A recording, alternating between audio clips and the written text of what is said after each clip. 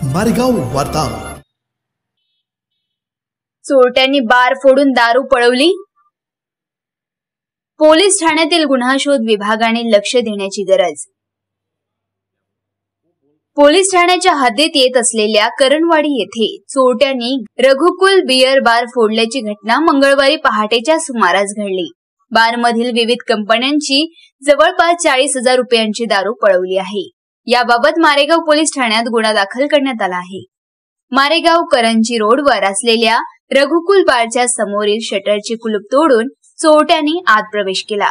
दरम्यान बारमध्ये ठेवण्यात आलेल्या विविध कंपन्यांच्या दारू असा 40,000 रुपयांचा मुद्देमाल पळवला आहे।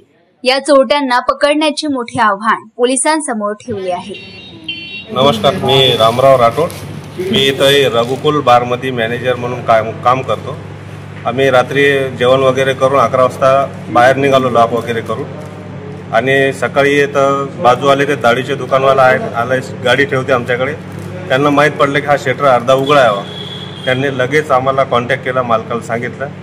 मालकाने फोन लगेच इथं हजर झाले, पाहिलं आणि आम्हालाही सर्वांना बोलावलं की कुठून आहे। एक मुख्य शटर तोडलं आणि किचनचा दरवाजा तोडून अंदर येण्याचा प्रयत्न केला। तिकडून नाही जमलं तर शटर उघडून अंदर आले।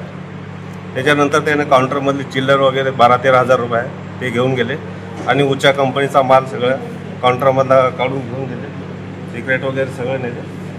आणि हे तिकडचं फ्रीजचं हे खोलून तिकडचं शटर खोललं, अजून पाहिलं त्यानं। तिकडचं काही जमलं नाही आणि सब्बल घेऊन आमचं सब्बल काढला आणि इथून उघडून घेऊन गेले।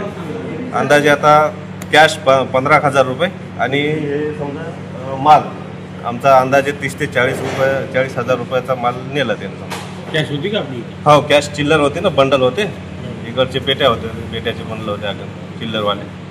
टोटल कॅश किती असेल अंदाजे? अंदाजे 12-13 हजार रुपये होते, मोजले नव्हते आम्ही। होते बंडलच्या बंडल होते ते चिल्लरवाले, सगळं चिल्लर लागते मग।